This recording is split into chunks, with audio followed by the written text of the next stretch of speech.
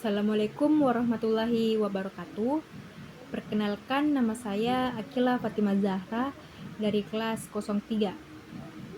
Di sini saya akan menjelaskan terkait Undang-Undang Sisdiknas nomor 20 tahun 2003. Undang-Undang Sisdiknas adalah aturan yang dibuat oleh pemerintah Indonesia untuk mengatur pendidikan yang ada di Indonesia, yang dimana di dalam undang-undang ini tuh berisi ketentuan tentang siapa saja yang berhak mendapatkan pendidikan, bagaimana pendidikan itu dijalankan, apa saja jenis-jenis dan jenjang pendidikan, serta siapa yang bertanggung jawab untuk menjalankan pendidikan tersebut.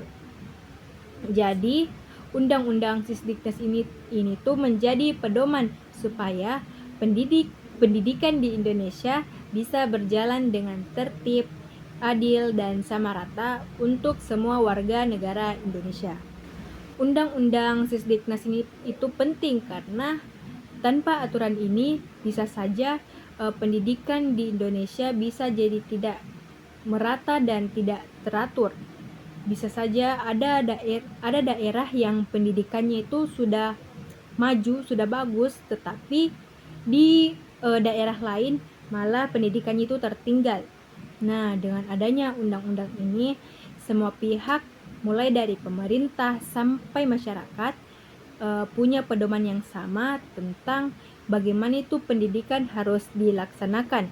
Siapa yang wajib sekolah, berapa lama pendidikan yang harus ditempuh, dan bagaimana kualitas pendidikan itu bisa dijaga supaya pendidikan itu merata di seluruh Indonesia. Kenapa ada undang-undang Sisdiknas di Indonesia? Karena sebagaimana kita tahu itu, kalau Indonesia adalah negara yang besar, yang dimana penduduknya juga banyak, dan kondisi tiap daerah itu tentunya pasti berbeda-beda. Nah, berbeda-beda untuk membuat pendidikan yang merata supaya semua warga negara itu memiliki kesempatan yang sama untuk belajar, maka dibuatlah undang-undang Sisdiknas ini sebagai pedoman resmi. Adapun salah satu program dari Undang-Undang Sisdiknas ini tuh adalah pendidikan khusus dan layanan khusus. Sebagaimana kita tahu, pendidikan khusus itu adalah pendidikan yang ditujukan untuk anak-anak yang kesulitan belajar karena kondisi fisik, mental, emosional, atau sosial. Yang dimana ini mereka itu butuh cara belajar yang berbeda dari anak-anak yang lainnya.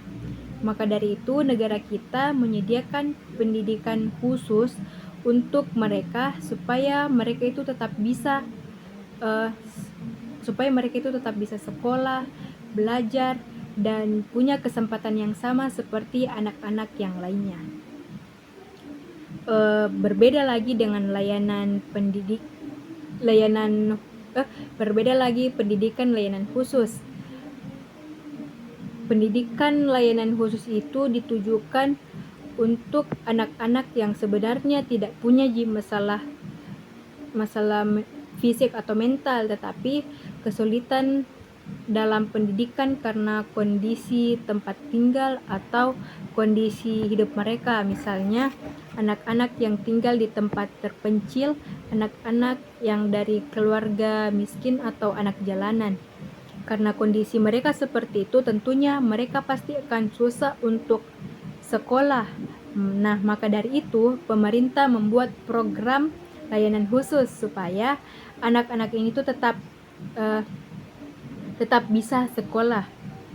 Bentuknya itu bisa macam-macam, ada sekolah terbuka, kelas jauh, program belajar dari rumah.